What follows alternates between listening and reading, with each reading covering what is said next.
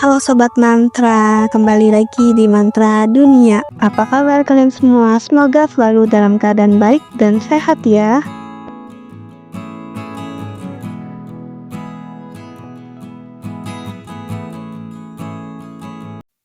Di video kali ini, aku akan membahas hubungan yang menakjubkan antara Indonesia dan Madagaskar. Hubungan yang dimulai lebih dari 1000 tahun yang lalu. Kisah ini bukan hanya tentang jarak yang membentang ribuan kilometer, tetapi juga tentang hubungan historis yang terjalin melalui migrasi nenek moyang dengan warisan budaya yang masih terasa hingga kini. Madagaskar adalah sebuah negara pulau yang terletak di Samudra Hindia, di lepas pantai tenggara Afrika. Negara ini dikenal sebagai pulau terbesar keempat di dunia dan memiliki keanekaragaman hayati yang luar biasa. Tapi tahukah kalian bahwa nenek moyang penduduk Madagaskar ternyata berasal dari Indonesia?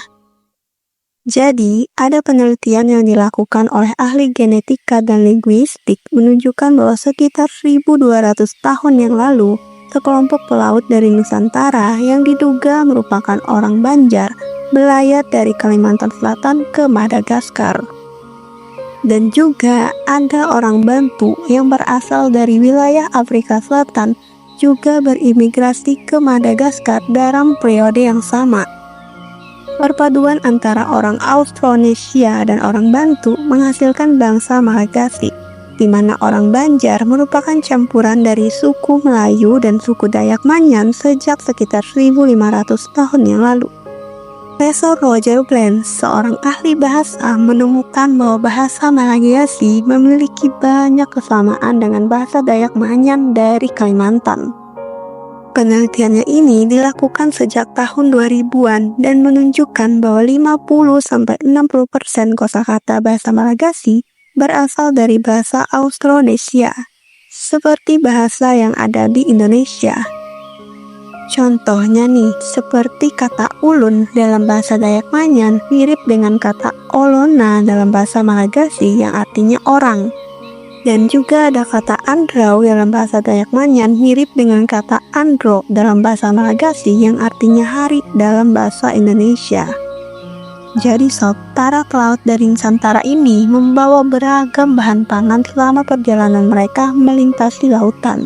Di Madagaskar, pertanian seperti padi, pisang, dan ubi, serta talas sudah menjadi bagian dari kehidupan masyarakat setempat. Dan ini diyakini berasal dari bekal pangan tropis yang umum dibawa oleh para pelaut Austronesia. Selain itu juga, rempah-rempah seperti kunyit dan jahe, serta tanaman seperti kacang hijau diduga ditanam di Madagaskar oleh para pelaut ini. Ada juga studi mendalam tentang hal ini yang dilakukan oleh ahli genetika Alison Richard dan rekan-rekannya dari Universitas Cambridge pada tahun 1980-an. Dan mereka menemukan bukti melalui analisa DNA yang menunjukkan adanya campuran genetik antara Asia Tenggara dan Afrika di penduduk Madagaskar.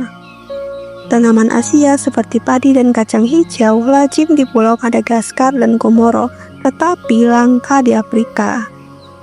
Ada juga nih penelitian genetik pada tahun 2012 yang mencermati DNA dan variasi kromosom Y atas sampel populasi di Madagaskar, Indonesia, dan Polinesia.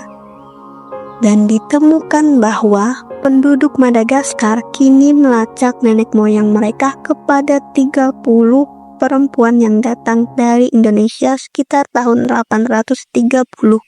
Ini menunjukkan bahwa penduduk Madagaskar memiliki leluhur para perempuan asal Nusantara.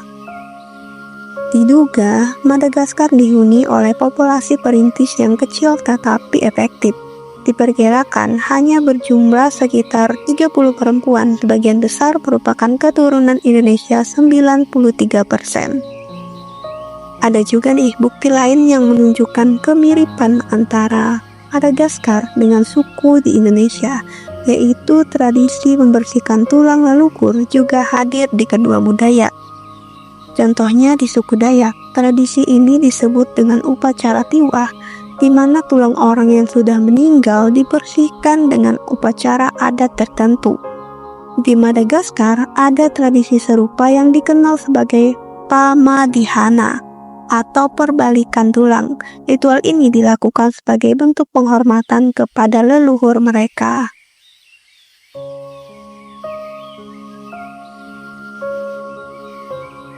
Dan jika kita melihat nih, rumah tradisional kuno di Madagaskar ada detail unik yang bisa menarik perhatian, di mana bentuknya yang persegi panjang dengan atap curam menyerupai rumah jonglo dari adat Jawa. Rumah jonglo dikenal dengan puncak atapnya yang tinggi dan miring, menciptakan struktur yang elegan sekaligus fungsional. Dalam desain tradisional Madagaskar, elemen serupa pun ditemukan seperti atap genting yang curam yang tidak umum pada rumah tradisional di Afrika yang sering berbentuk bulat dengan atap kubah jerami. Gimana? Luar biasa bukan? Hubungan antara Indonesia dan Madagaskar adalah bukti kuat bahwa meskipun kita terpisah oleh lautan, kita tetap terhubung melalui sejarah, budaya, dan perjalanan nenek moyang yang penuh keberanian. Dari bahasa hingga tradisi, kisah ini adalah pengingat betapa kaya dan beragamnya warisan kita. Terima kasih untuk kalian semua yang sudah menonton video ini. See you in the next video. Dadah!